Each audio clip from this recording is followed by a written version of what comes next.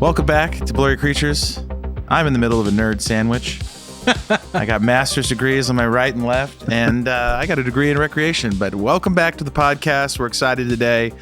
This is the cool part about our show, is our show has gotten to a level where people just email us random stuff and say, hey, I'm writing a, how do you say this? Prospectus draft, which is my dissertation on the Salem Witch Trials, you know, and you kind of talk about it. We're like, hey, you coming to Nashville? Let's talk about it. Let's do an episode about this, because I think it's fascinating. We like to talk about history here, and like Luke's a big Americana guy. And thank you.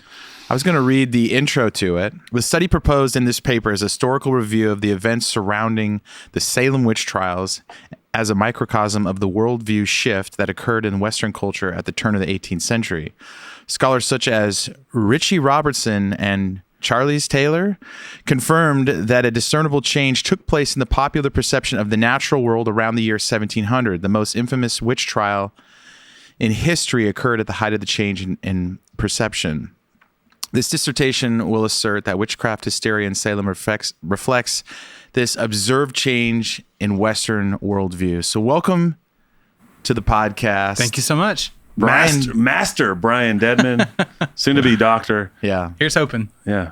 Thanks for coming. I love this. We were talking pre-show, and what I think is so fascinating is this is an iconic piece of Americana. You have this legendary event in Salem, this witch trials, and I'll let you get into that at some point, but it kind of is this seminal point. And we talk a lot on the show about sort of the disenchantment of the Western world, right? Yeah. Whether it be from Descartes or the Enlightenment, somewhat in the Renaissance, you have this movement into this Western worldview, where, as Dr. Michael Heiser and Dr. Joel Muddamalle, guests of our show, and also sort of legends in the space, have talked about how we end up in this line of thinking, this dissonance between the natural and the supernatural, whereas the ancient Near Eastern folks, the ancient Hebraics, the authors and readership of the Old Testament would have had no concept. And in fact, most of the developing world has no concept of how to separate these things. But we live in sort of this enigmatic bubble in the West where it's been disenchanted. I guess the best way to do it. Yeah. And I love that you're writing about this. As Nate said, welcome to the show, Brian. Thank you. And you are at New Orleans Baptist Theological Seminary. Yep. Working on your PhD. Writing about this. Why this? Why'd you start? Why here? Oh, that's a great question.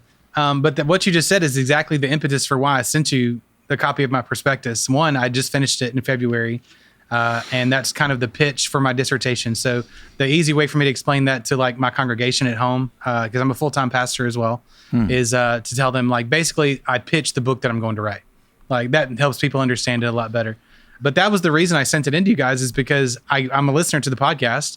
And so I kept hearing that very topic come up all the time of like, they're talking about the same thing that I'm writing about. And so I figured it would interest you.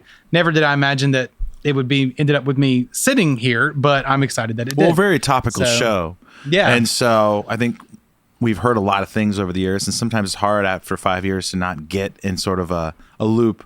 Sure, Groundhog's Day, talking about the same thing over and over again. Everyone has a different spin and perspective, but we've never really talked about the Salem Witch Trials. We had a lot of ex-witches on the show. Yeah. And they'll say they were, and then this is a whole historical account where people are trying to say, you are a witch, you know, and there's a Monty Python joke I'm about in there. to say, yeah. But to say if she's made of wood.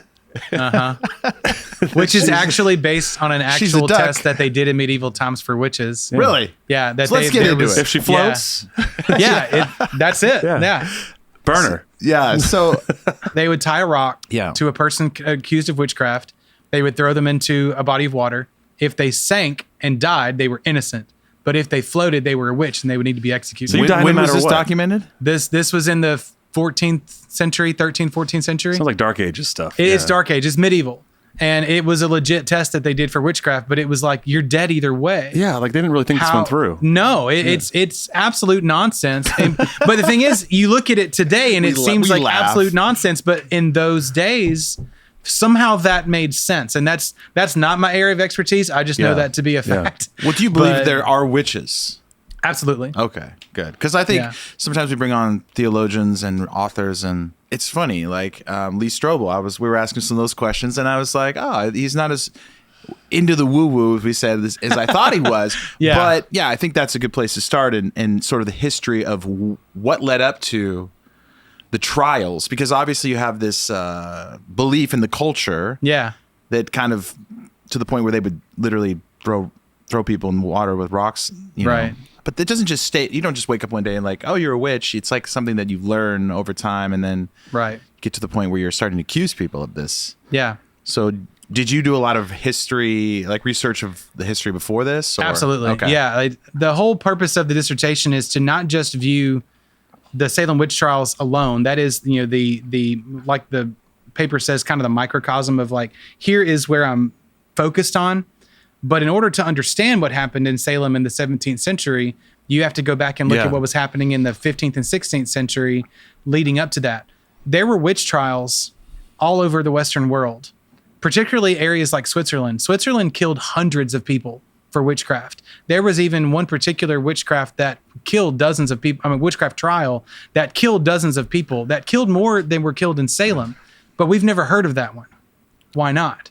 Like, what is so special about what happened in Salem? And I believe that it's what I'm talking about. Not that I figured it out. They got over the water test and moved to the court system.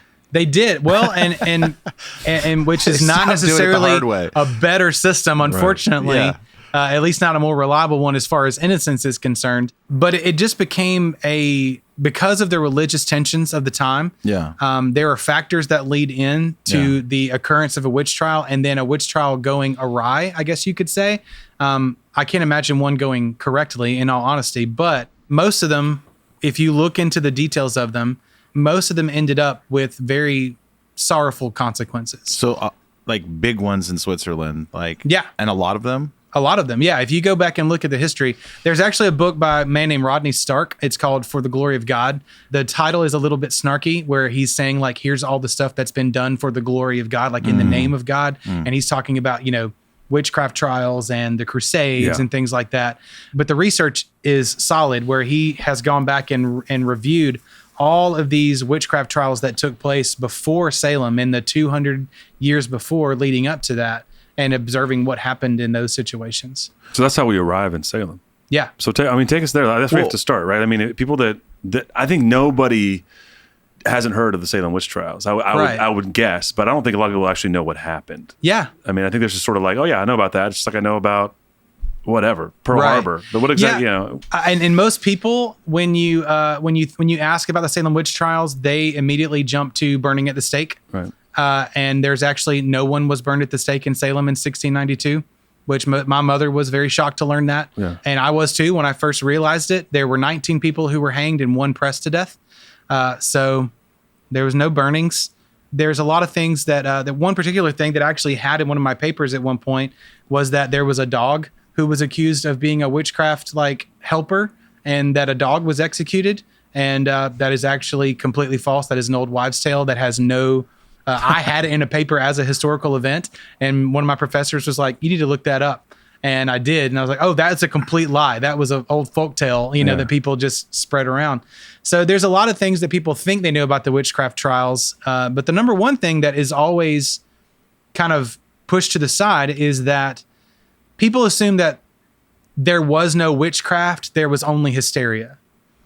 And I don't necessarily think that's true either. Yeah, I was going to ask that. I believe that witchcraft is real, and that witchcraft does exist. But do I believe that all the people who were accused of witchcraft in Salem were guilty of it? Absolutely not. Maybe a few were. The funny thing is, a few of the people who probably were the most guilty never were executed. Because if you want to go through the timeline, so in January of 1692, there were two young ladies. One of them was the daughter of the pastor of the church in Salem Village, which that's a whole nother detail that most people don't know, that what you now know is Salem, Massachusetts, is actually what was formerly Salem Town. That is right on the Massachusetts Bay. Salem Village, where the original accusations took place, is actually about 20 miles northwest of Salem Town, and that was called Salem Village. They had actually applied to be a separate town from Salem Town in 1672. Samuel Parris was the pastor of the church in Salem Village. There's lots of movies about it. Yeah. The Crucible is probably one of the most famous ones. Yeah. But that one is completely fiction. But Betty Paris, Samuel Paris's daughter, and their niece both started showing signs of possession. So, and when you say signs of possession, we're talking about like burns and scratches that appear on their bodies that were unexplainable. They would have contortions and outbursts. And when they were observed by doctors of the time, one of the doctors said the only way that he could explain the symptoms that they were having was that they were, quote unquote, under an evil hand. So they had no way to explain what was happening to these girls other than they're under the curse of a witch. So they started asking the girls, pastors, doctors, they started asking them, who's cursing you? Well, one night in February of 1692, for our modern context, basically Samuel Paris and his wife went to a Bible study. They went to a late night meeting at the church. While they were gone, their slave in the house, whose name was Tituba, and her husband, name was John. They were trying to help the girls because they were worried about the girls and their fits. A neighbor came over and suggested that they try something called a witch cake, and that a witch cake would cause them to identify the person who had cursed them. So they went through the steps to make this witch cake, and I can't remember exactly what the concoction consists of, but I know it involved the girl's urine and a edible cake that they fed to the dog. And then after they fed it to the dog, they would be able to identify the person who had cursed them, and they pointed to this slave, Tituba. Is that where the dog lore came in? It's not. It's actually a completely separate dog. So, I mean, so the dog goes and sniffs out the person? No, I think the dog eats it, and then somehow that enables the girls to have the power to... I don't know how the dog fits Science. in. So what is it?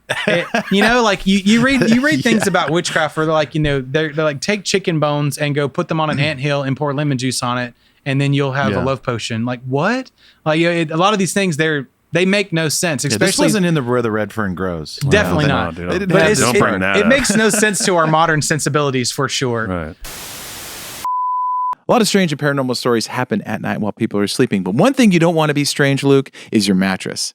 That's right. Maybe you're sleeping on a 15-year-old mattress like our producer, Ben. Bad move. Bad move. Good move? Yeah. Brooklyn Bedding Mattresses. That's right. We got the Sedonas. You got a king, I got a queen. And America's making a great comeback, and these mattresses at Brooklyn Bedding are made in Arizona. We spend up to a third of our lives sleeping, but how often do we think about our mattresses and what we're doing? In Brooklyn Bedding, we got one for our son, Jack. Yeah. And he had problems with his memory foam mattress. He was overheating every night. So it's a hybrid mattress that's both foam and coils, and it's honestly the most comfortable bed that I've ever laid on. Yeah, my sleep quality has improved a ton, and I had an old mattress that I had for a couple years. Time to get rid of that one, and Brooklyn Bedding, the quality, the durability, the craftsmanship, I mean, it was heavy right out of the box. You know it's good. Sleep hot like I do, Nate? Brooklyn Bedding uses Glaciotex covers and copper flex foam to keep you cool and comfortable all night long. And they know that one size doesn't fit all when it comes to sleep, and that's why they offer mattresses for every body, every style of sleeping, even hard to find sizes. That's right. And not sure which mattress is for you?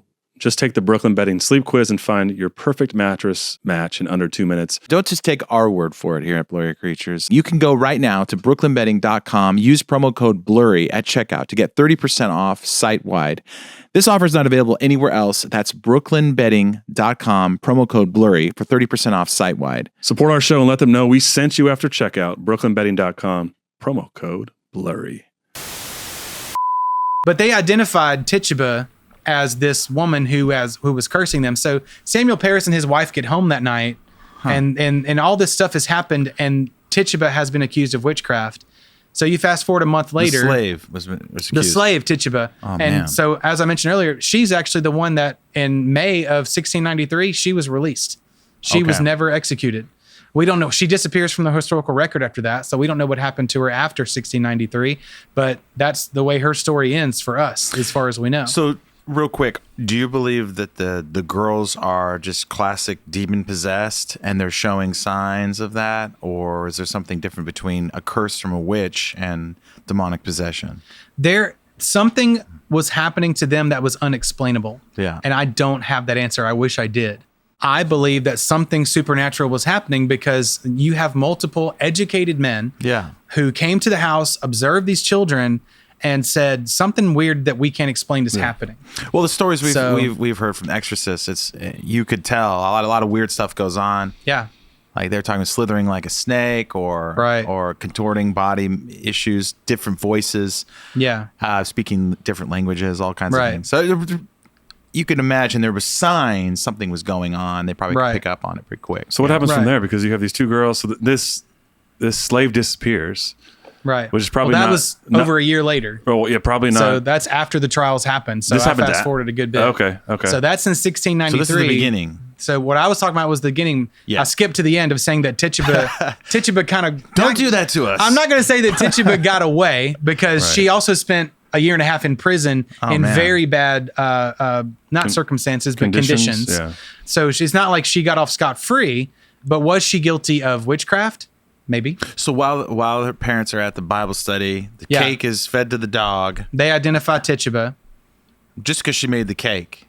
Or because they just... The dog. Who knows? It could have been... We don't really know that because those are lost to history or lost to... So there's some sort of cake ceremony thing that had been passed down. Did you read your sounds like witchcraft in and of itself. So Tituba was a slave that was bought by Samuel Parris when he was overseas. He spent a couple of years. I can't remember exactly where, but I think it was somewhere like Cuba, something like that, where she was from. I'm drawing a blank on where exactly it was, but he purchased her while he was overseas because he was a man of means. Okay. And he brought her to America with him. So she brought her culture with her. Okay, yeah. So she had this culture from her past, but it was the neighbor of Samuel Parris that came over that suggested the witch cake. So it wasn't Tituba that suggested it. It was the neighbor who came over and did it. And her name escapes me right now, but it was the neighbor who suggested that in the first place. So what happens? So the neighbor was in trouble too. So they lock up.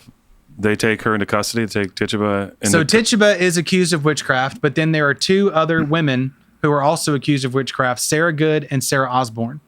And both of them were women who were known for being either homeless, homeless at times, being cantankerous, like being people who were not seen well by the community. Okay. So they were easy targets. Right. And that's one of the things that a lot of books you read on the Salem Witch Trials will focus on, is that they were women who were marginalized, who were accused of witchcraft because they were different. I made a joke when I first started studying all this. I looked at my wife one day. My wife is very opinionated and strong-willed. And I said, if you were alive in 1692, you probably would have been executed as a witch because you speak your mind and you don't care if people don't like it. Yeah. And that's those type of women were seen as problematic. And if you were problematic and you didn't have money, you were ostracized by the society. Right. If you were problematic and you had money, nobody could touch you, right? Or at least they thought, because we'll get to that in a minute. Yeah. So Sarah Good and Sarah Osborne were both accused of witchcraft by these young ladies. At this point, by the time you get around to March of 1692, other girls have joined the accusations of saying, yes, these women have tormented us as witches. And so now you have a court that Governor Phipps, the current governor in Massachusetts, created the Court of Oyer and Terminer, which is a weird name, but actually it's just a fancy way of saying the Court of Judgment is kind of what that means. Really, the Court of Discernment and Judgment is what that would mean. And I think it was French is where Oyer and Terminer comes from. So they formed this court to meet and actually hold trials. And so, fast forwarding just a little bit, on June 10th, you have the first execution, Bridget Bishop. So how much time went from the cake to the execution? So February 1692 is when the cake happened. The first trial, the court was formed in March of 1692, and the first execution was in June. That's quick. So June 10th was the first execution of one woman. And then on July 19th, after that, there were 5 people who were hanged at the same time. And Sarah Good was one of those. Are all of these accusations coming from these girls? Is that where it's all stemming from? At this point, yes. The interesting thing is that after Sarah Good, who was one of the first witches accused, after Sarah Good was executed, the symptoms of the original 2 girls stopped. They no longer had their tormenting. But there was another girl who was a servant in the household of a family called the Putnams, that she continued to make accusations and she continued to have those symptoms. But when physicians observed her, they didn't think her symptoms were as severe or as supernatural as the original girls. it's this one girl whose accusations continued after that. And the interesting thing is that there was a woman named Rebecca Nurse, who was one of the women that was executed on July 19th. And she was not an ostracized outsider. She was a wealthy, well-known church member in Massachusetts, who everyone in the community was absolutely shocked. Not only that she was accused, but that the court of Oyer and Terminer actually convicted her and hanged her. Wow. And these are people who maintained their innocence to the moment of their execution. Is there like a jury or? Absolutely. Yeah. There's Okay. now that's the thing. That understanding what happens in Massachusetts at this time, the court of Oyer and Terminer was made up of local magistrates and pastors of the Puritan church. Massachusetts was founded as a Puritan colony. They intended for Massachusetts to be a utopian society, of a utopian Christian society. And as a pastor, I hold that forced religion is not faith. Right. It's just not. When if you tell your kids you have to be Christians, that's not real faith, in my opinion. But if you raise them and set that example for them and they find it on their own, wonderful, right? If they're convicted for themselves. So what the Puritan church was trying to do was form a perfect Christian society, but what they were actually doing was causing the problems they were trying to avoid by having people who didn't come into their faith on their own. They were really kind of being forced into it. But that's a rabbit I'm trying not to chase. So in Massachusetts, in a Puritan colony, you were not allowed to own land unless you were a member of the Puritan church. So everybody's a member of the Puritan church. You had to join the church. Yeah. So then you've got people who are saying, I don't really believe on all this, but I want to own land in Salem. So I'm going to join the church and I'm just going to fake it, even if, just so I can be a landowner and have a farm and provide for my family, all that. So you've got people who, I can't say that people did or did not, but that's likely, right? Yeah. From the beginning of this podcast, people thought combining Bigfoot stories with theology was uncommon. And perhaps you got to find gifts this holiday season for someone who likes something uncommon as well. And that's why we recommend Uncommon Goods. The countdown is on, holiday shopping is almost here, and Uncommon Goods takes the stress out of gifting with thousands of unique, high-quality finds you can't find anywhere else. And I know you're looking for stuff that's high quality, and Uncommon Goods looks for high quality as well. Unique and often handmade right here in the USA. And many of them by independent artists, small businesses, kind of like us, making everyday gifts feel meaningful and truly one of a kind. So if you're going to do some holiday shopping, you want to cross some people off your list this year with a unique gift, Uncommon Goods has got it all. Recently, I ordered a few new things there, some gifts, right? They've got a whole selection of advent calendars. Christmas is always here. As a kid, I love doing advent calendars. They got everything you could think of, all different themes. You can find thousands of gift ideas that you won't find anywhere else. And actually, there's some blurry gifts on here, Nate. If you go look at Uncommon Goods, they have the legends of the national parks, where you can look through all of the legendary creatures that exist in the national parks, including our favorite, Sasquatch. And with every purchase you make at Uncommon Goods, they give back $1 to a nonprofit partner of your choice. And to date, they've donated more than $3.1 million. Would you say that Uncommon Goods is doing some uncommon good, Nate? That's true. So don't wait. Cross those names off your list before the rush. To get 15% off your next gift, go to uncommongoods.com/blurry. That's uncommongoods.com/blurry for 15% off. Uncommon Goods. We're all out of the ordinary. Did you have a question? I feel like I want to interject. So many questions.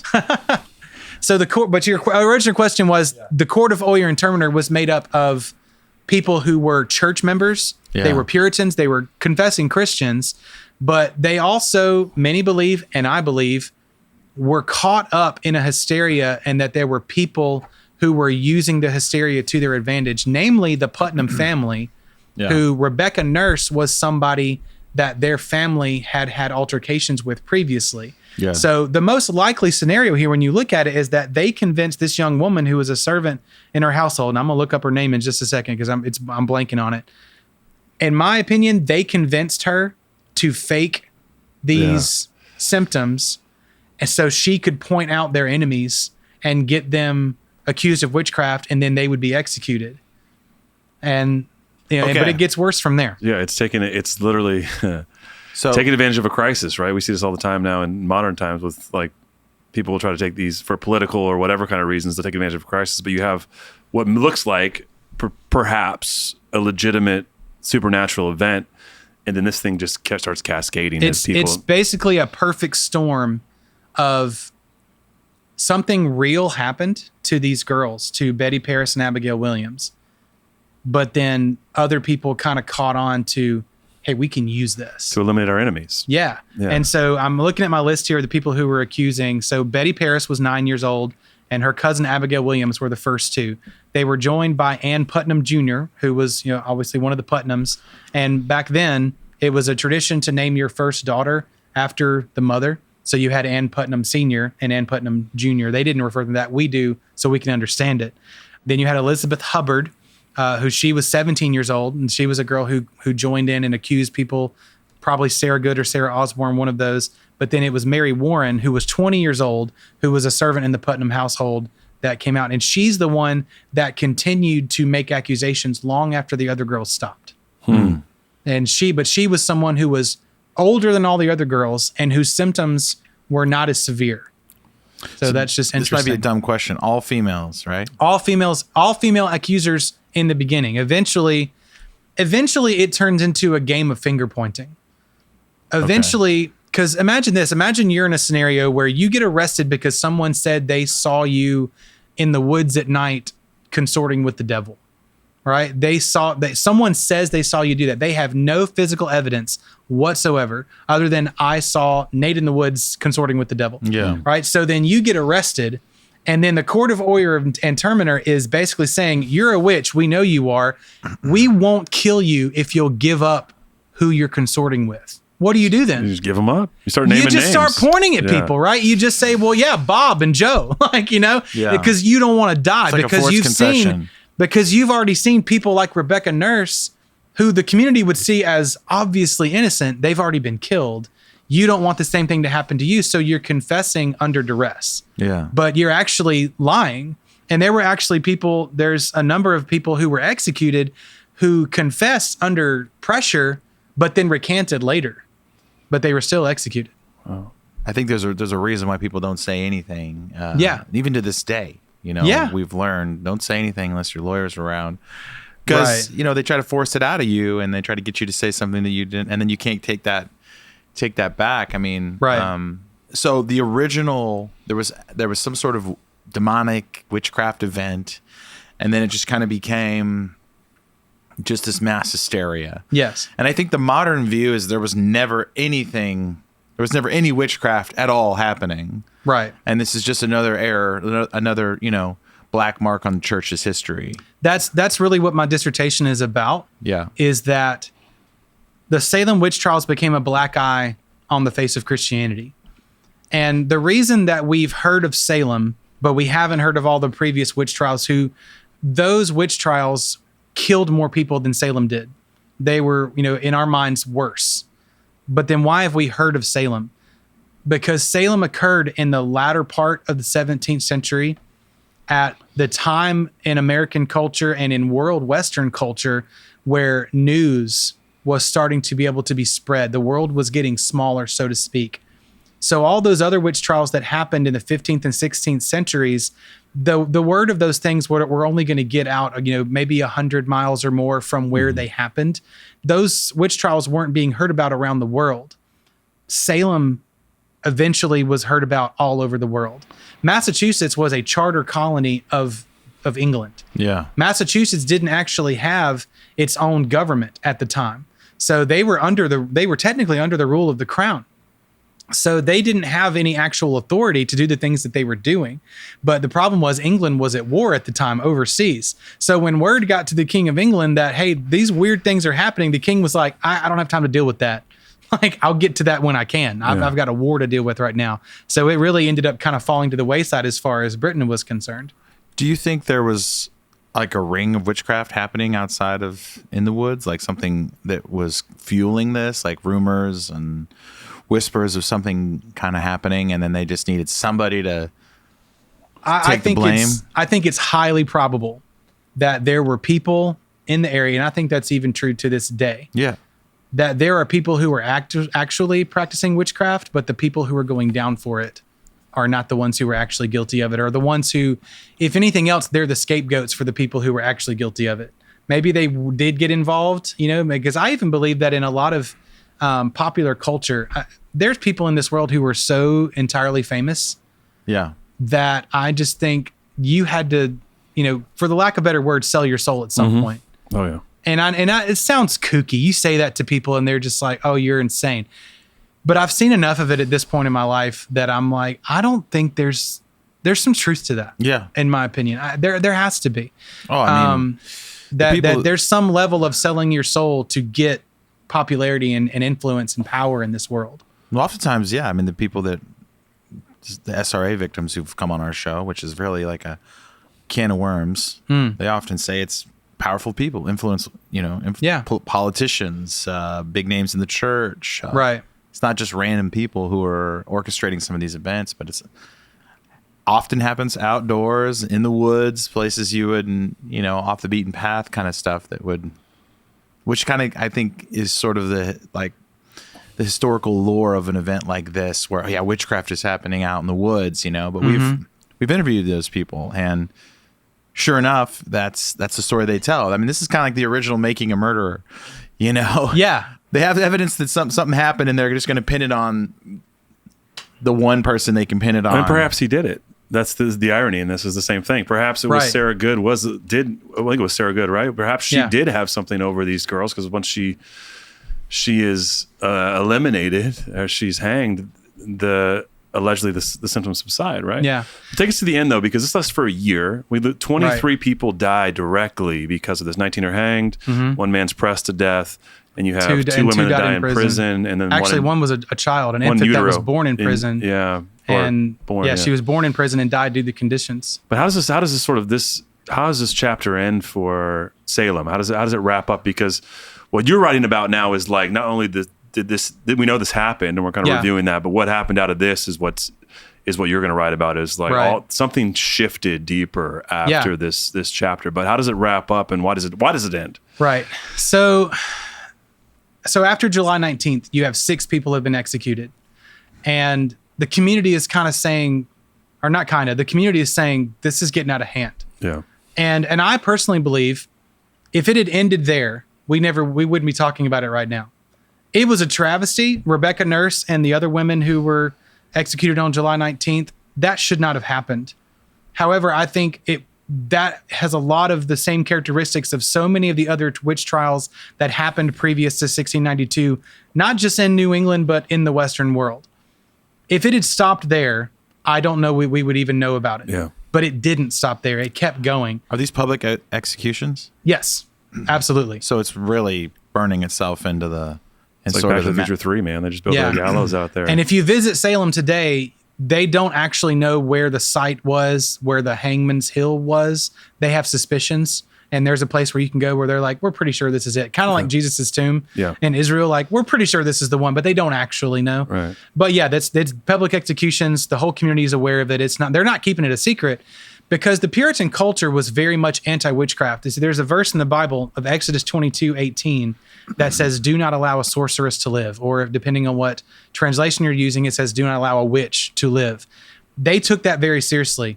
And so they were hunting witches. And the execution of witches, people suspected and convicted of witchcraft, was meant to be public, because it was kind of like, if you see in a movie a pirate or a horse thief being hung from a tree and saying, this is what happens to horse thieves. Or they're wanting to make examples of them. So yes, it's very public, and everybody's aware of it. When covering a lot of blurry topics, you have to keep that mental edge. And one of the ways to do that is with creatine. We're partnering with Momentous to get you the best in the business. That's right. And it's something I've really been passionate about, Nate, honestly, the last year, is taking creatine. Creatine has a number of amazing benefits. I take it every day. The new creatine chews from Momentous is what I choose. And it gives me more energy. I feel like more mental clarity. I just feel better. It's better than even than a morning coffee. And it just isn't about building muscles. A lot of some people don't understand that. It's become a daily essential for your strength, focus, recovery, aging, and cognitive performance. And if you're born in the 80s, like us, you need all the help you can get, because your body's not making as much these days. Now Momentous is making your daily creatine routine even easier with their creatine chews. These bite-sized lemon lime chews make consistency effortless. You just chew and go. Each chew delivers exactly 1 gram of CreaPure creatine monohydrate. That's the gold standard, single source from Germany, and NSF certified for sport, which means it's independently tested for purity, safety, and label accuracy, trusted by Olympic athletes, pro sports teams, and elite military operators, which means it also works for your favorite podcasters. That's right. Momentous doesn't follow trends. They perfect the fundamentals, and this is chewable creatine done right. Right now, Momentous is offering our listeners up to 35% off your first order with promo code BLURRY. Go to livemomentous.com and use promo code BLURRY for up to 35% off your first order. That's livemomentous.com, promo code BLURRY.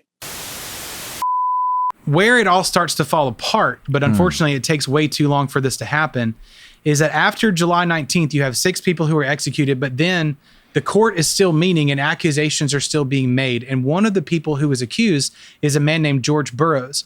And George Burroughs was a former minister of the church in Salem Village. Not only was he accused of witchcraft, he was accused of being the head of the witchcraft cult in Salem at the time. He was said that he was seen in the woods with like consorting with animals that were walking on 2 legs, and that he had servants all over the place that he had cursed and all this stuff. The interesting thing is that George absolutely was like, this is all false. Not one bit of this is true. But of course, there were people who in the court of Oyer and Terminer who were saying, hey, but remember, the devil lies. So don't listen to him saying he's innocent. He's not. Right. So then on August 19th, a number of people are hanged. John Proctor, George Jacobs, John Willard, Martha Carrier, and George Burroughs were taken to Gallows Hill and hanged. That's numbers 8, 9, 10, 11, and 12 people who were killed. But George Burroughs is the turning point for the trials, because George Burroughs was a former minister. When he was being hanged, the noose was being put around his neck. He said out loud that he forgave everybody who had condemned him. And then he recited the Lord's Prayer. And everybody who was attending said, wait a minute. Witches aren't supposed to be able to quote scripture. Witches aren't supposed to forgive the people who are killing them. Mm-hmm.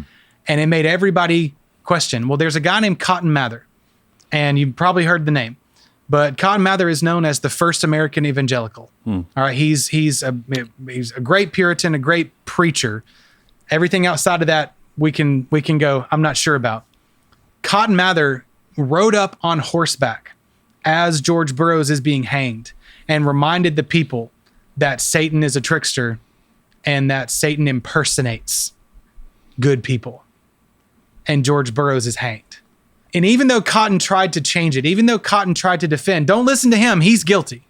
And I can't explain why Cotton did that. I've looked everywhere. I've read Cotton Mather's writings. He didn't talk about it, but I don't know what had him so convinced that George Burroughs was guilty. But the people at that point said, something's off. It's a bold strategy, Cotton. Yeah, it is. Yeah. The people at that point, though, said something's wrong here. Yeah. Like something's not right. So then in September, there was a woman named Martha Corey who was accused of witchcraft.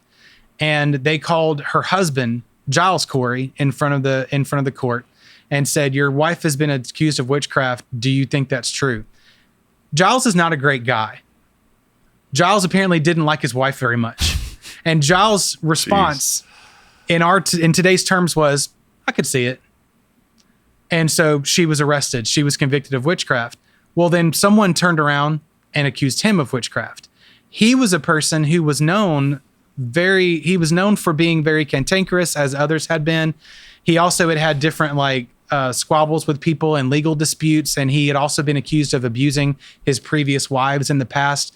Not a great stand-up guy, unfortunately. Was he guilty of witchcraft, though? I don't think so. And did he deserve the death that he got? So in the Massachusetts court system, you could not have a trial without a plea. So in other words, if I was accused of witchcraft, I would have to plead guilty or not guilty. But if I refused to say either one, they could not hold a trial.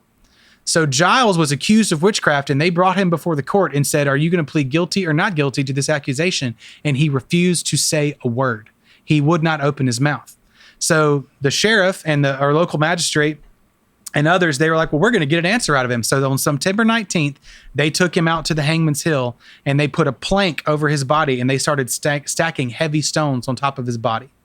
And that would slowly crush him.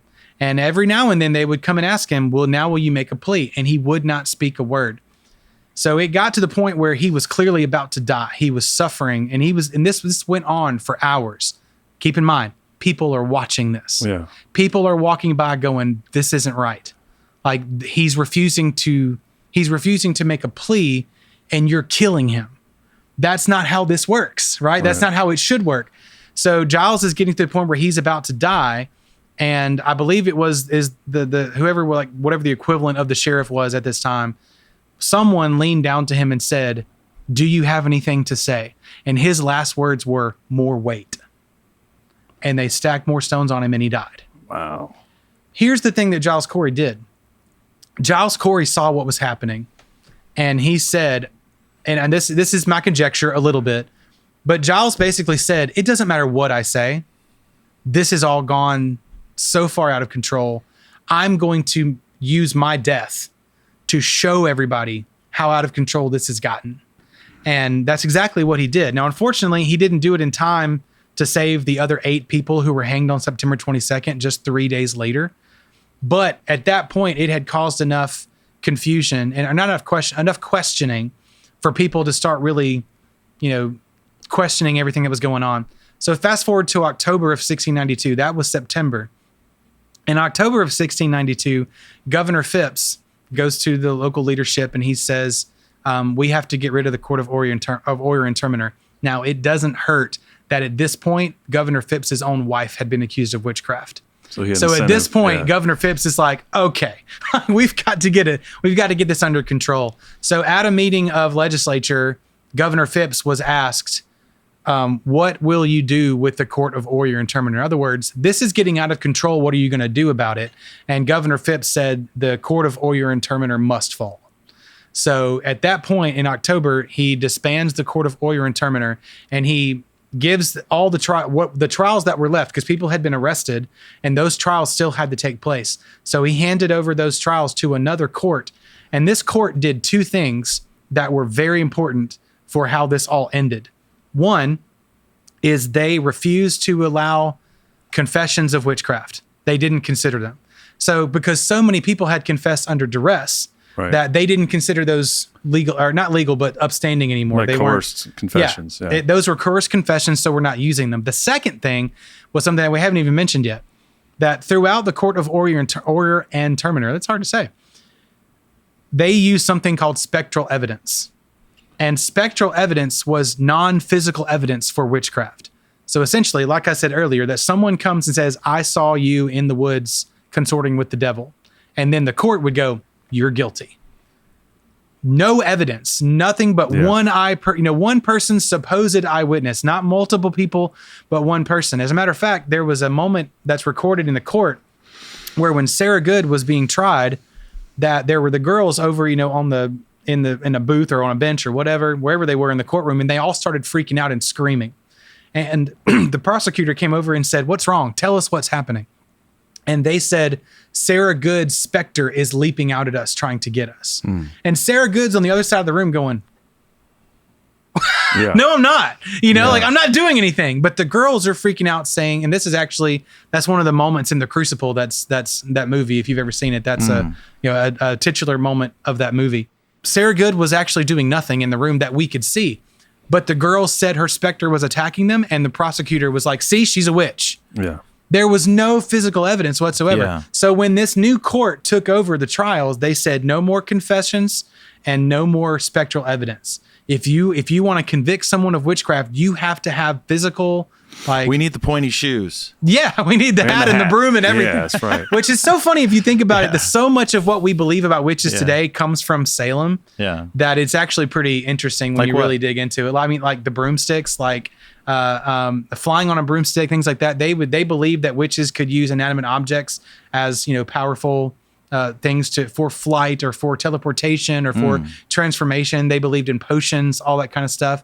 It's really interesting when you dig into it. So this court ends. So once they have no physical evidence, then these all get tossed out. The rest of the cases. So the remainder of the people who were in prison, a number of them actually died in prison because of the terrible conditions. There was actually one woman who was an elderly woman who she was released in January of 1693.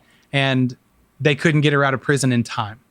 Like she had been in prison for so long that, she was failing physically. And so she died before they could get her out of prison. A couple other people died just from the terrible conditions. A number of people were set free because they had no physical evidence against them. Tituba being one of those people I mentioned earlier. I jumped ahead to this, that in May the 3rd of 1693, May 9th, 1693, a grand jury in Ipswich tried Tituba, and they had no physical evidence, and they let her go. She had been in prison since February or March of 1692, but they let her go at that point, and she's the one that it all started with, but she walked away. And now she was probably back to Cuba. I'm out of here. Possibly, or wherever she was from. Yeah. The interesting thing about her, that she was a slave, and unfortunately, this is just the way the culture was at the time. She was seen as property, so she wasn't seen as a person. So actually, when she was released from prison, she was sold from Samuel Parris's household to pay for her prison fees. If you were in prison in Massachusetts in those days, your family had to pay for your upkeep while you were in prison. So all those people, that's the reason that lady couldn't get out of prison in time. Even though she was released and the charges were dropped, they had to pay her prison fees before they could get her out of prison, and they couldn't get the money together in time to get her out before she died. Jeez. Brutal. Yeah, absolutely. So this ends, and this is kind of where your dissertation begins, because what you're contending is that there's this whole worldview up until Salem, which was this enchantment, this supernatural worldview. We talked about broomsticks and potions, and there's this idea that if like your crops don't grow, your neighbor is hexing you. Right. You have this very, very, what you refer to in your dissertation, or at least in the prospectus, as an enchanted worldview. So the pointedness of your paper is taking all this into account and saying something deeper shifted, changed because of this black eye on was pre-American, but really American history, right? Yeah, this was the steroids in baseball moment. Kind of. In the church. It's the cream and the clear. And the thing is, where I started off was exactly kind of the way you're saying it, and then I had to reform my question, because it would be very hard for me to argue that the Salem Witch Trials was the cause. Obviously, it's not the cause, right? But it is clearly a symptom, or the tipping point. Like it's a tipping point for society. That and like the names that you mentioned when you read my introduction of my prospectus, there are researchers, and not just those two, but many, who identified that somewhere around the turn of the 17th century, the Western culture mind shifted. And like you said, if you had a baby that had colic prior to the 17th century, it was because your baby was demon possessed. People had supernatural explanations for why the sun rose and why the sun went down. But something happened around the Industrial Revolution, around the Enlightenment, leading up to the Great Awakening and the Second Great Awakening, and then even into spiritualism, that you had this turn from the spiritual in the 16th and 17th centuries, where people said, and this is why I believe that the Salem Witch Trials is a black eye on the church, because it was such a well-known event, that people looked at the Salem Witch Trials and said, see, I told you those Christians were fake. I told you that the church couldn't be trusted. So not only did you see people turning on the church, but you saw people turning on God, and you saw people turning on government. This is just my complete conjecture. I think the most significant event in human history in that regard, as far as people turning away from God and from trusting pastors and government leaders, the most significant event after 1692 in Salem is September 11th. Because you see the exact same thing happen after September 11th. See, I told you the government was corrupt. I told you that God doesn't love us. I told you that the church isn't trustworthy. September 11th, in that way, has a kinship with Salem in that it was a moment that people turned away even further from God. But the interesting thing is that you have people turning away from God in the church and government in the late 17th century, but then at the turn of the 19th century, spiritualism happens, and everybody's like, I'm spiritual, but I'm not religious. And that's where we come into a really dangerous place, where we want to be spiritual, but we're not religious. If you're practicing spiritualism and you don't believe in God, then what spirits are you interacting with? Sure. Right. That's the problem, and that comes up the New Age, right? Because this is the whole movement now, where like I'm not affiliated with a religion or the church. I'm just spiritual, right? You see this everywhere. Well, it's like, all these online people on social platforms. I'm spiritual. Right. It's funny because it's like you have a lot of people who are superstitious and sort of like leading up to the Salem Witch Trials. And like you said, they're just overly superstitious about every single thing that goes on in their life. But it's almost like they're playing with a religious gun, but nobody taught them how to do it and properly. There's no Holy Spirit involved in the process. That's a great way to put it. Yeah. You know what I'm saying? And so I think all religions turn into the Salem Witch Trials. Eventually it gets there, right? They all go super cult. Somebody dies and there's just a whole like, horror story of what happens. It's like human beings can't play with fire for very long, but I think that you take Christianity, you neuter it, this is what you're going to get. But then we have this whole, like you say, New Age movement where it's all the spirits, all the woo-woo with none of the laws and none of the, like, nothing to hold it together. No guide rails. Yeah. No Jesus Christ at the top saying, I am the one who can help you understand all this. Right. They're just playing with fire and shooting guns, but they don't really understand that it is real. Yeah. Very real. And So like Yogi Berra said, I'm not superstitious. I'm just a little stitious. Sure. But you have these like dichotomies, and then somewhere in the middle is always the truth. Somewhere in the middle is where, in this whole phenomena is like, okay, there's always been witchcraft going on. We know that, but it's not like we can go around and start pointing the finger at everyone and just killing people and say, you're a witch, right. And which is damaging.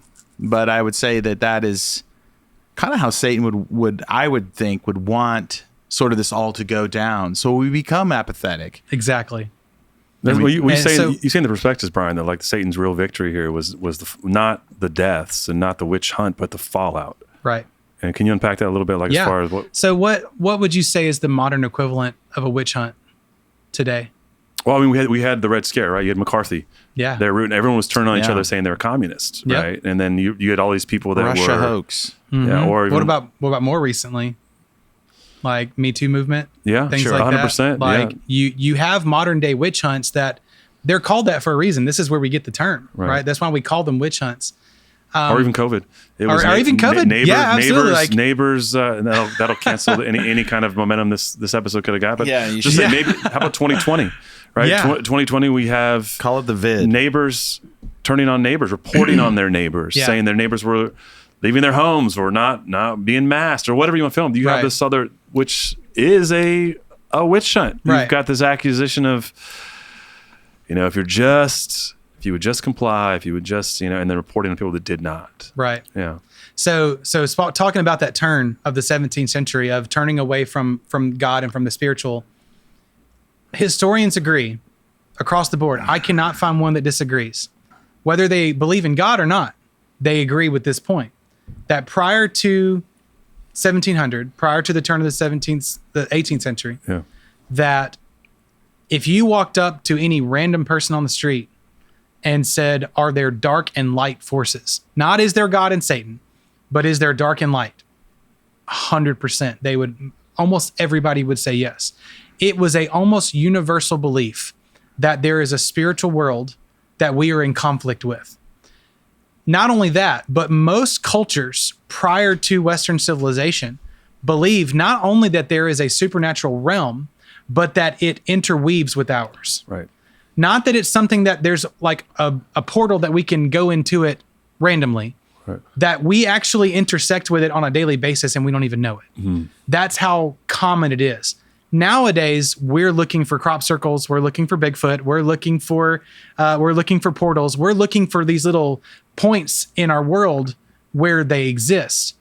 But prior to the 17th century, people believed it existed everywhere at all times. And so you see this shift happen where after the Industrial Revolution, after the Enlightenment and all of that, not only did people stop believing that, but they stopped believing in Satan altogether. They stopped believing that evil is a thing. How many movies have you seen where somebody in the movie says there's no such thing as evil? There's no such thing as good. The usual suspects. It is. I mean, it's everywhere. I was watching something with my kids the other day, and I think it was Thanos in Endgame or Infinity War. My kids just watched it for the first time. It was so fun. And I think it was Thanos that said something to that exists. Like, there is no good or evil. There's just this, like someone in the movie said it. And I remember thinking, God, it's just everywhere, right? Well, people after the 17th century not only stopped believing in good and evil, they stopped believing in Satan altogether. That is Satan's greatest tool, is for us not only to disregard him, but to treat him as a joke, right? And to treat him like he doesn't exist, and to treat him like he doesn't actually have any power. That's what he wants, because then we're the most vulnerable. Right. And so I believe that the most dangerous thing that happened in Salem, even though I am very sad for the people who were killed, I think that's just a symptom of the greater problem. The problem is that there was neighbor turning against neighbor. There were people who were taking advantage of a situation to make a certain deal happen, or to get their inheritance faster, or something like that. People were using it to their advantage, and people turned on each other. And that's the greater evil that happened beyond the wrongful deaths. But even worse than that is that Satan used this in order to convince people to not believe not only in God, but not in him. Yeah. And I think that's even more dangerous. It's one thing to say, I don't believe in God. It's another thing to say, like, good and evil doesn't exist, and I'm just going to live outside of that realm.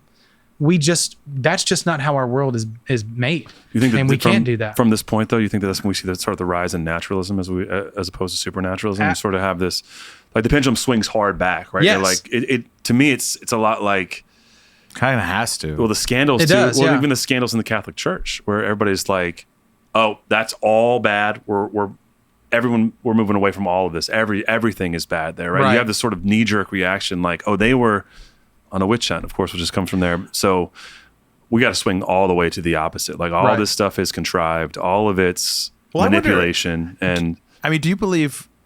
I mean, the more we've talked to people on the show, it seems like every major split and faction of the church revolves around some sort of discussion like this.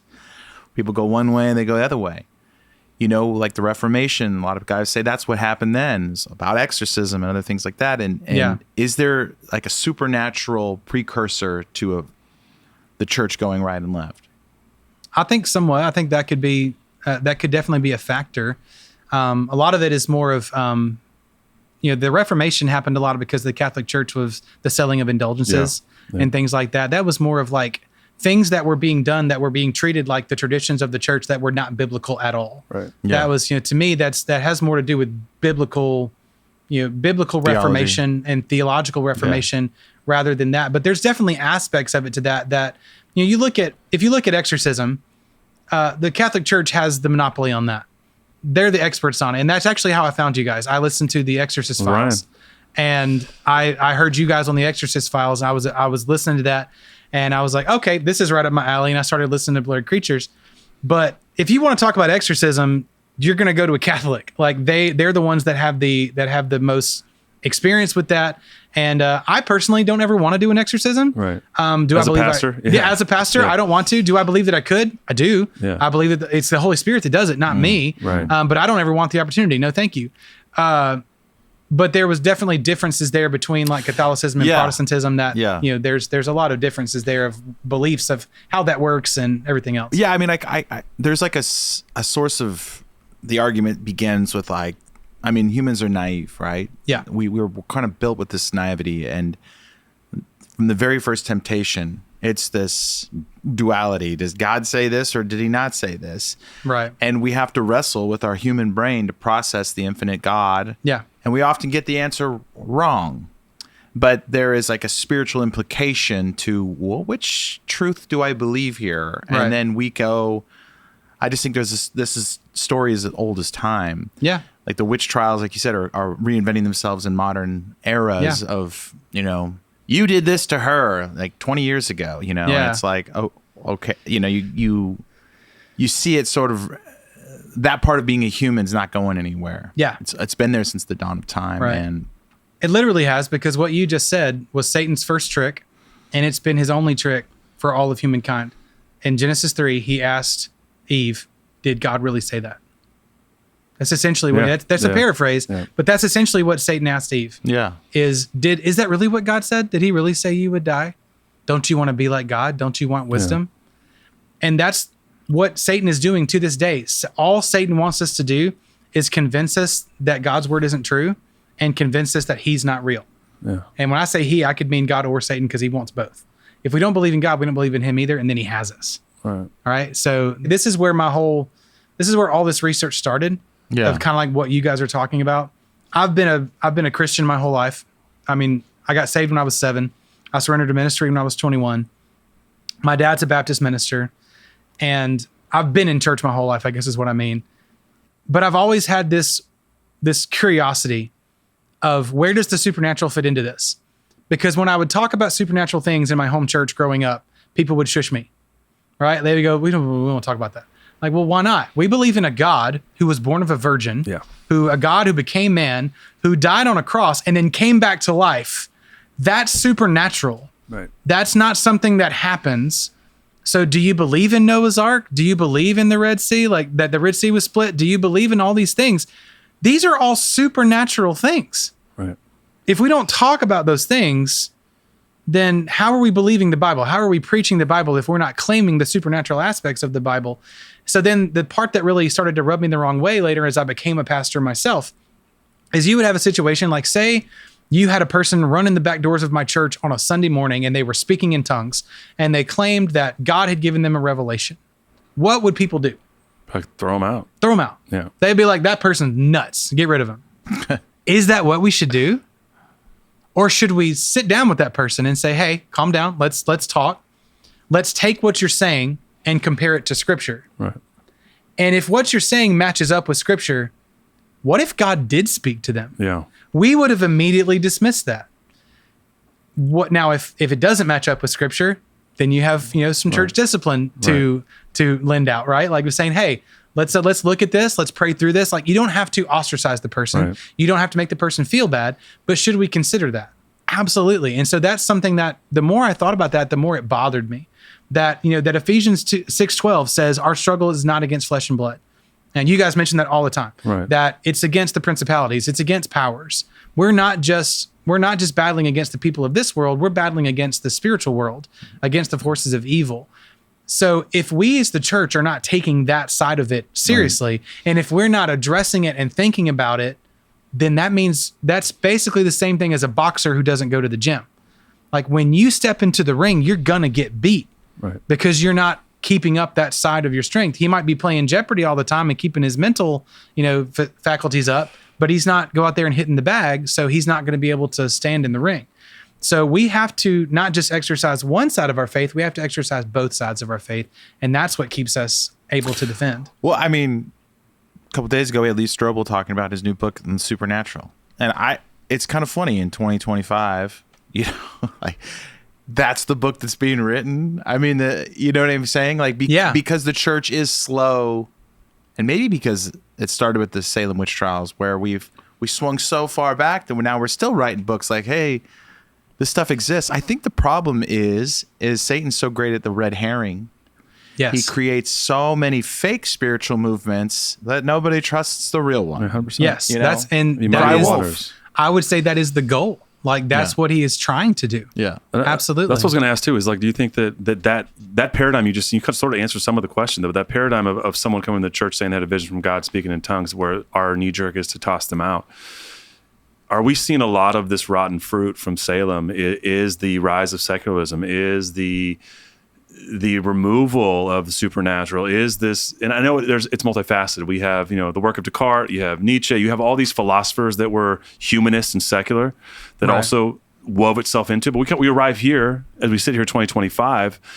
You in your dissertation and you being a pastor, and the things that we talk about on our show is trying to re-enchant the world. And in some ways, is to re-spiritualize. We talk about Heiser. It's always blurry. We talk about Heiser, clear, though, right? I mean, we talk about Mike on the show, and Mike being an impetus for this. Mike's whole thing was just like, there's a very supernatural worldview that we've lost. That was present in the ancient Near East. It was present in even the Puritan theology and sort of the theologies of Christianity up until this seminal turning point in American history. But now we sort of have to pick up and put the pieces back together because this whole thing created a massive mess. Well, let me just put this in perspective, kind of how we do things here. At first, when we started the show, getting all this email, it's like, bring them on the show. Let's go.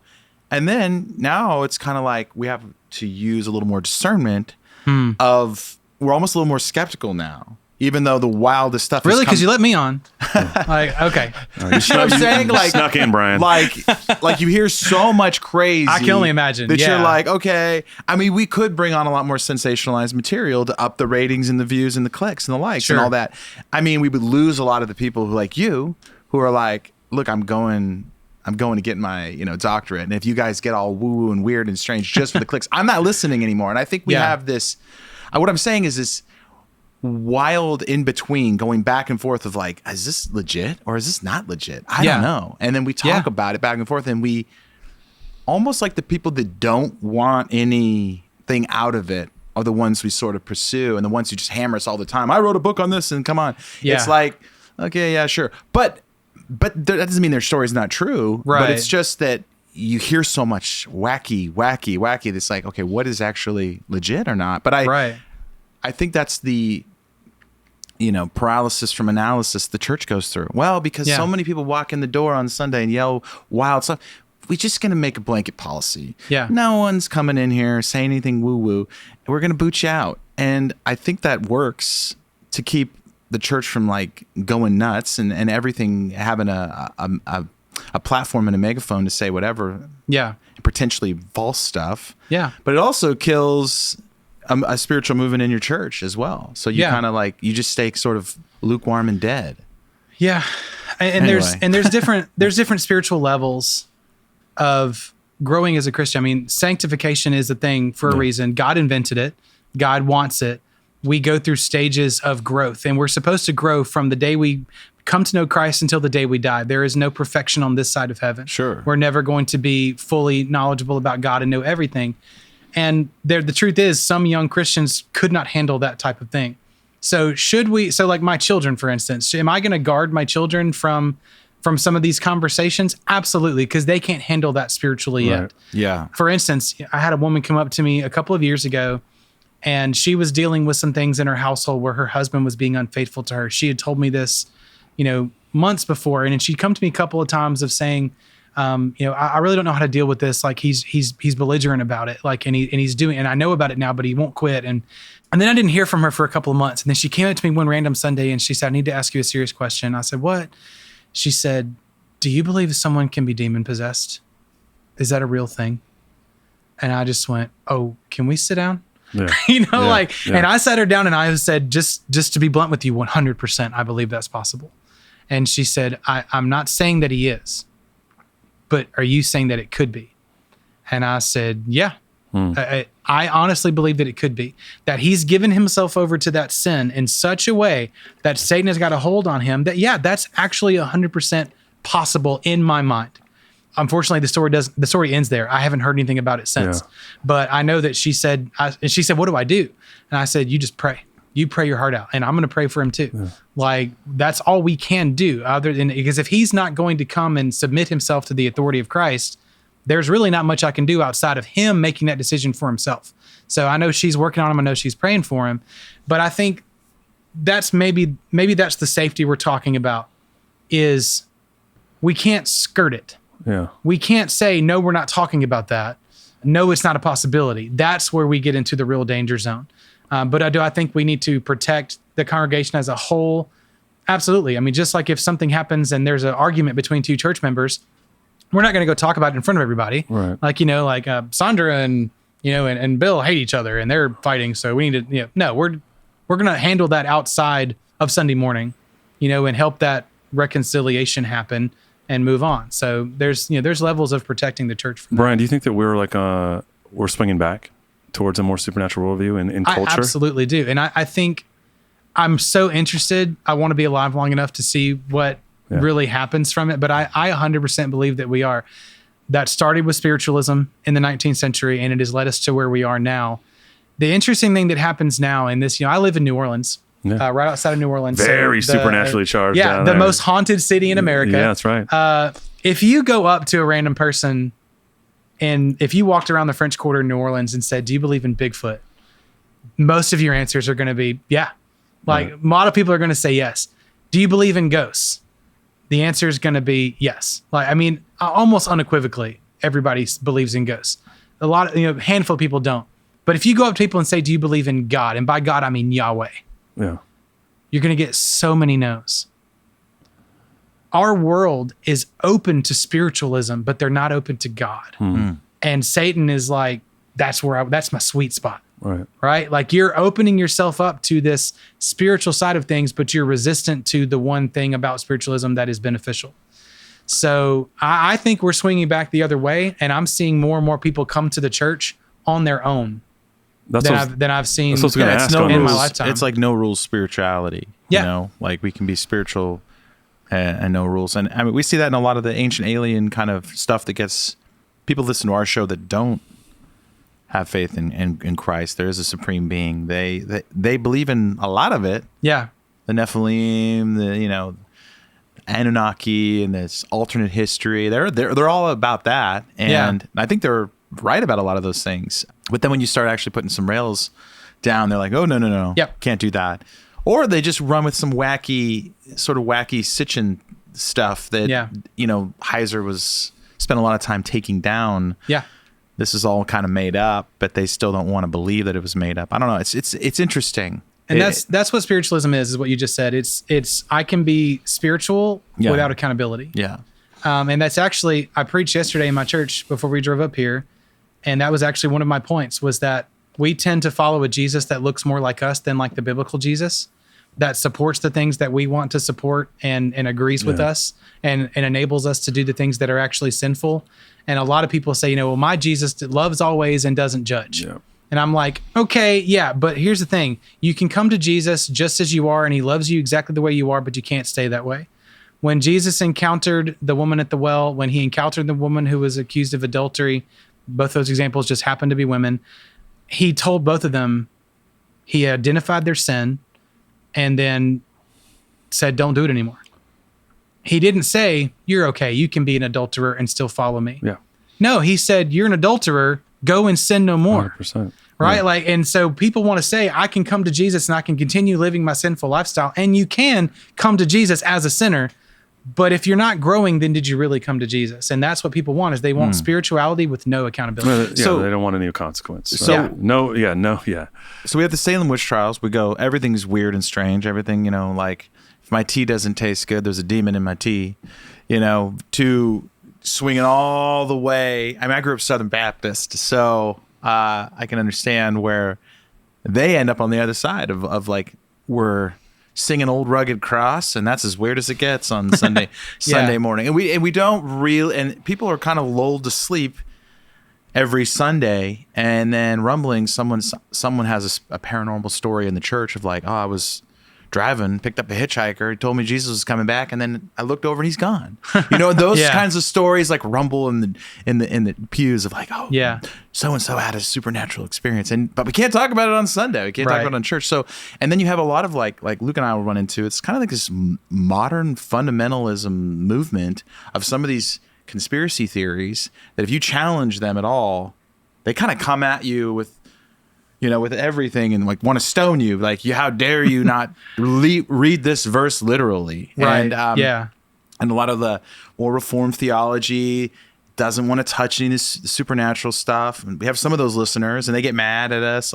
And we kind of see the sort of the fallout when people like burn us on the way out. Yeah. Some of the things they'll say, it's almost like, oh, wow, this is going too far for you. Yeah. Like, you don't have any guide rails. So what are the guide rails? How do we not swing? Where do we hit the fence? Where do we hit the wall? Sorry, it was a long question, but I had to kind of set it up. What are we aiming for? Right. And how do we balance these things? We're aiming for honesty. We're aiming for people to actually consider their answer and to actually give it some thought. The hardest thing for people to get over is their past. Living in a place like New Orleans that is staunchly Catholic, the number one thing that is hard for people to get over if you're trying to proselytize a Catholic. Now, let me preface that by saying I believe there are Catholic Christians. I believe there are people who practice the Catholic faith, who believe in Jesus Christ, who are 100% saved to go into heaven. I'll see you there. Welcome, brother and sister. But just like there are non-saved Catholics, there are also unsaved Baptists. Right, there are unsaved Baptists. There are people who it's a ritual for you and you just go and do these things. The hardest thing to get someone, though, who is a ritualistic Catholic or even a ritualistic whatever, but Catholic is where the Catholic community is where I exist and do ministry. This is the hardest part. If I were to speak to a man who says, I believe what you're saying, I believe that Jesus Christ is the only way, and the way that I've been doing my faith has been a game that I've been playing and I've never really believed. In order for him to actually come to that belief, I don't care if he comes to my church or not. I just want him to get saved. You keep being a Catholic. That's fine. I'm not trying to bring you to my particular church to make my membership grow. I want to know, are you going to heaven with me? That's all I care about. But when I ask him that question, the hardest part for him to get past is, if I accept this, then I have to admit that my daddy was wrong. I have to admit that my grandma did it wrong and my grandma's in hell. And they're not willing to entertain that thought. Not only that, but what you also just said is that there are people who say, well, I have always interpreted this verse this way. The 9 times out of 10, when somebody says that to me, it's not just I interpret it this way. It's this is how my granddaddy told me this is supposed to say. Like this, my granddaddy was a preacher and this is how he preached it. Mm-hmm. And I have to say, I'm sorry that your granddaddy was wrong. Yeah. I've been wrong too. There are sermons I can go back that I preached 5 years ago that I can say, I feel differently about that now. Yeah. I understand that verse better than I did back then. And I can say, oh, I have a better understanding of that now. We have to come to a point where we're willing to question how we've always done it. We can't let tradition decide what's biblical.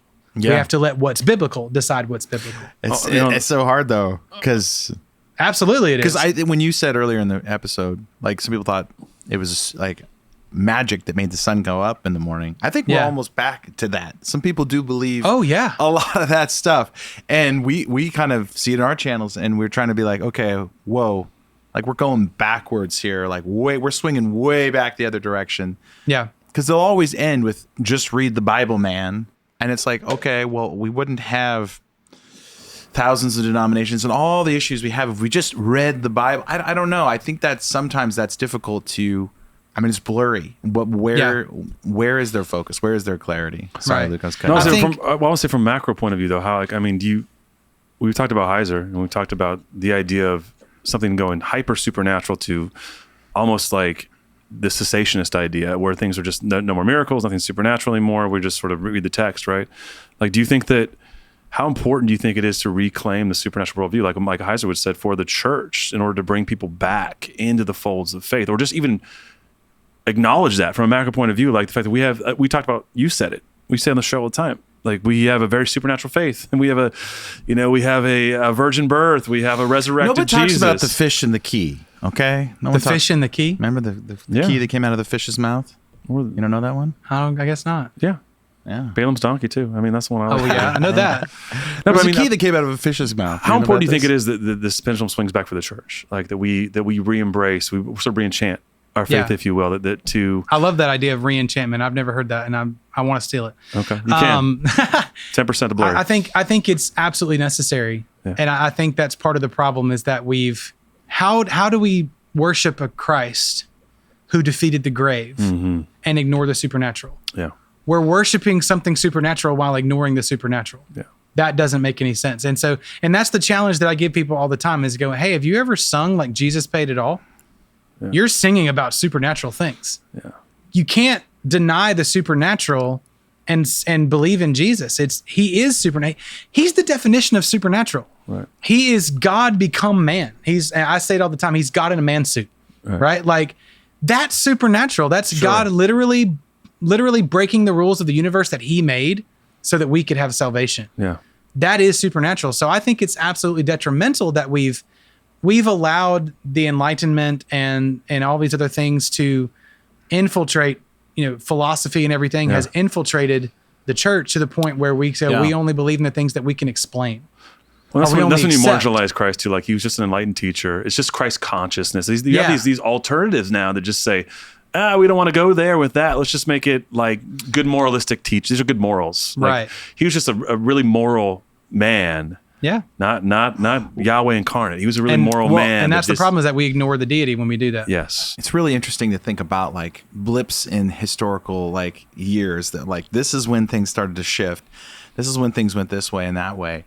Because I think we're on the dawn of one right now where in our lifetime, disclosure is going to be a thing. And like we talk about this a lot recently. And I think guys like Tim Alberino, like he was just on Sean Ryan, talking about Christians have no idea how weird and strange it really gets when it comes to like the data around UFOs and aliens. And the fact is like, we get met with a lot of that skepticism. This is all a spiritual deception. You guys are being deceived. And it's a lot of this, it feels like the witch trials again, like people going, they're deceived, you know? And it's like, just look at the data.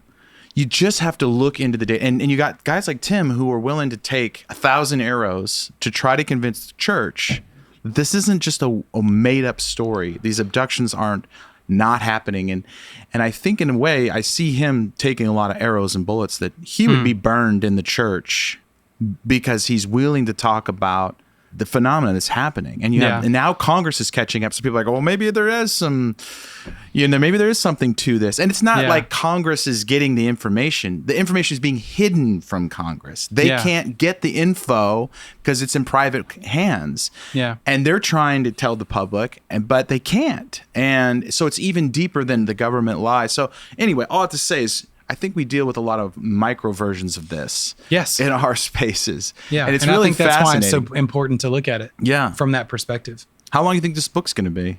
Chapter-wise? Yeah, or pages? I don't know.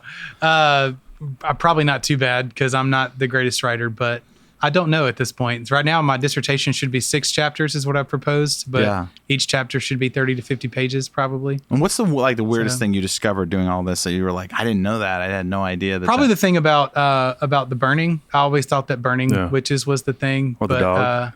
Or what? Or the dog. Yeah, that was a new one. One of the things that, I hadn't even mentioned the halfway covenant. So have you ever had anybody mention, are you familiar with the halfway covenant? No. So that I could go another 30 minutes just on that. So the halfway covenant was a agreement that was in the Puritan church that they basically were trying to boost their membership. So they said that people who had not yet accepted Jesus Christ as Lord and Savior, but were born into a church member's family, could be half members of the church. And then once they became Christians, they could become full members of the church. What they ended up doing was shooting themselves in the foot, because they said what happened is these people who were born of church members were half church members. They had voting rights once they became adults, but they never became full-fledged Christians. So they never were baptized into the church, but they had voting rights in the church. So now you have people who are voting rights and they have voting rights. They can own land, but they're not Christians, but they have, they are influencers in your church. So you're corrupting the church by your own hand. I thought when I first started this research that was the reason that this happened in Salem Village, because they were letting unsaved people into the church and they corrupted the church. And that's why the Salem Witch Trials happened. I actually found out through my research that Samuel Parris, the pastor of that church, and his leadership in the church were staunchly against the halfway covenant. And they were one of the few churches in Massachusetts that refused to enact it. So I said, oh no, that throws my whole thesis apart. I thought that the halfway covenant was the reason they were corrupted, but then I actually found it actually worked in favor of my research, because Rodney Stark, the author that I mentioned a minute ago, he identified that one of the things that works into the formula of a witch trial is religious conflict. So the church in Salem Village refused to use the halfway covenant, and every other church within their vicinity was doing it. And all their members were mad at the leadership for not doing it. But the leadership in Salem Village saw the halfway covenant as too lax. It let unsaved people into the church. So they were actually, in my opinion, they were right. They shouldn't have done it, but it caused them to be in conflict with the churches around them and the members of that church. So that actually caused the religious conflict that was happening that fed into the hysteria of the trials. Wow. Yeah, I can't believe I made it this far without mentioning the halfway covenant. I love it. Though. It's just so complicated. It is. The more you dig into it, the worse it gets. Yeah, honestly. But and I love this too, Brian, because I think this the old adage, if you don't know your history, you're doomed to repeat it. I think it's so important that we revisit these things and say, this is a turning point, a seminal turning point in our history, prehistory of America. This is pre 1776, right? Where we saw people abandon their faith in the church because of this crazy thing, right? And I I think if we don't understand this and talk about these things and understand how this affected all of us downstream and the rotten fruit from Salem and also the agendas of the darkness in this, then we're setting ourselves up here in this time when things are becoming more spiritual again. Yeah. For another event that can cause people to fall away. Right. Yeah. I'll mention 2 other people just for the sake of what you're saying. There was a guy named John Willard who was executed along with George Burroughs on August 19th. He was a former constable in Salem, Massachusetts. He was the one that was arresting people who were accused of witchcraft. And after the 5 women, Rebecca Nurse, and those were executed, he started to have second thoughts about what was going on. So in August of 1692, he was ordered to arrest someone, and he refused to do it. He's like, I'm not arresting any more accused witches. This is getting out of hand. They identified him as a consortist with the witches, and they hanged him on August 19th. Wow. Jeez. Like, he was just one who said, this is getting out of hand, and I will no longer play a part in it. And they were like, all right, you're going to the hill. You know, and so that's insane. Another one, because I'm a staunch, I'm a Baptist, so I love to point out the good Baptists in the story. There was a guy named William Milburn who was a Baptist minister in Boston at the time. And Baptists at those time by the Puritans were seen as a dangerous sect, like separatist sect. And he wrote a letter to the court of Oyer and Terminer and he condemned the use of spectral evidence. He's like, what you're doing is completely wrong, and this madness has to stop. And in July of 1692, they called him before the court and basically slapped him on the wrist and said, if you say another word in opposition to what we're doing, you're going to jail. Wow. Like, so there were people like him, and even Cotton Mather's father, Increase Mather, who was he was the president of Harvard University at the time, which Harvard University started as a Puritan seminary, right? He was the president of Harvard at the time, wrote a book, not just, or more of a pamphlet, but he published a work that was condemning the trials and condemning spectral evidence. But Governor Phipps used it as a support for his argument when he got rid of the court of Oyer and Terminer. But you had people who were coming out and were saying, this is out of control and what you're doing is not good. But unfortunately, nothing changed until it really got to where, what happened with Giles Corey and George Burroughs happened. Dang. So it got terribly out of control. And the more you dig in, I've only mentioned details of like 5 people who were executed. There's 19 people that were executed and one that was pressed to death. Every one of them has a different story. Some of them had been accused of witchcraft in the past, and that's why they were accused again. One of them was even the sister of Rebecca Nurse, who came to defend her sister, and they were like, well, obviously you're a witch too. Yeah. And they killed her. Like, it just got completely out of control. But what you're saying, we do the same thing today. We have witch hunts today where it just becomes a game of pointing fingers. And the people who are actually doing the evil things are really under the radar. Last question. Do you think this influenced the way we drew up like the Constitution and legal representation? Do you think this changed the legal system? I'm not sure about the American legal system. I'm sure it definitely had an effect on what could be used as evidence. Yeah. I think I haven't looked into the legal side nearly as much of it, but I definitely think it had an impact on what could be used as evidence in a trial.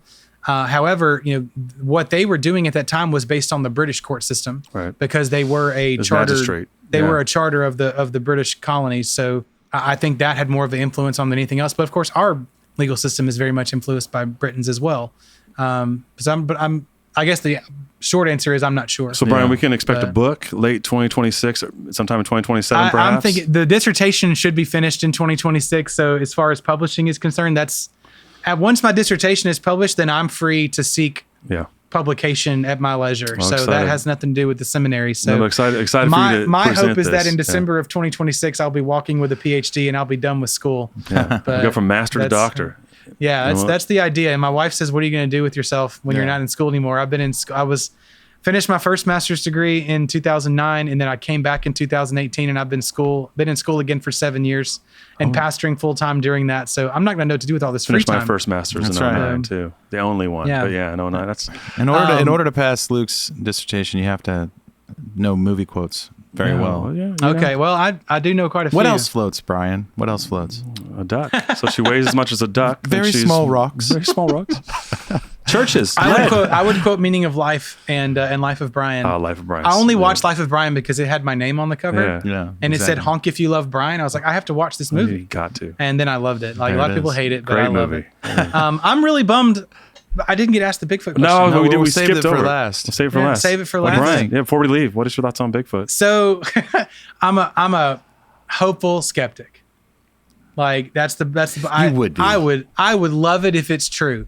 I just have no evidence of it, but I do have a story to go along with it. And Let's I'm sorry, go. it's not like I can say I met the guy or anything. Yeah. My wife told me my answer should have been, he's really nice.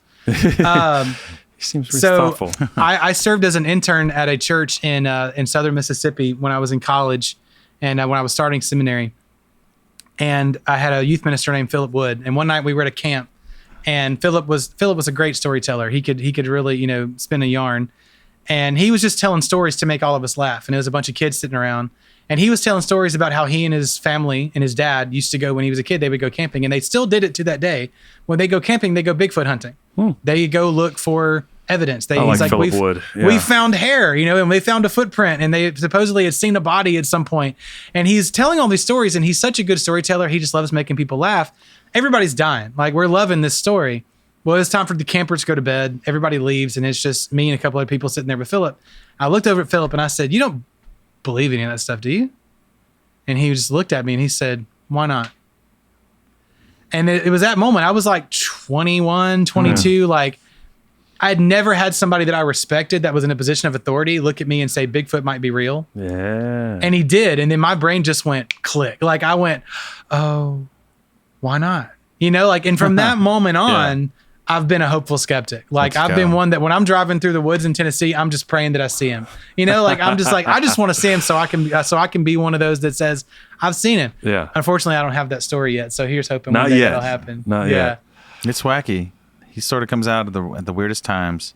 But yeah, no, I like that. I think that similar thing happened to me, and I think that was a big part of the show. And I think that a lot of the things you've touched on today was sort of trying to reach and build a little bit of a bridge in this chasm between skeptics and believers, and make some sense of this space. And obviously it's difficult. I think every day we have a harder time figuring out what to do and what's legit. But I love it. These are some of the best conversations that I've ever had in my life, and thankful for this space. Thankful for you emailing us. Thankful that the community has grown to a place where people feel comfortable. Like, hey, I wrote this. This is a wild event in history. Let's talk about it. Well, you shared it too. It wasn't like, I want to come on the show, which is like, I love that as well. So I was hoping you'd find it interesting. This is the best case scenario. Immensely interesting and like grateful. So hey, man, best of luck, New Orleans Theological Seminary, getting this done with your dissertation. That's a ton of work, man. So and thanks for taking time out of your family vacation to be here with us. Absolutely, they've been so proud of me. They're like, oh, this is gonna be so fun. Let's go. When that book comes out, we gotta. Yeah, let us know. You gotta let us know. Yeah, I'm coming up with the titles right now. Okay, let's do it. Working on it. If you need really bad ones, ask us. We can always come up with something good for you. Or bad. Yeah. All right, Brian. Thanks, Brian. All right. Thanks so much. Yeah, man.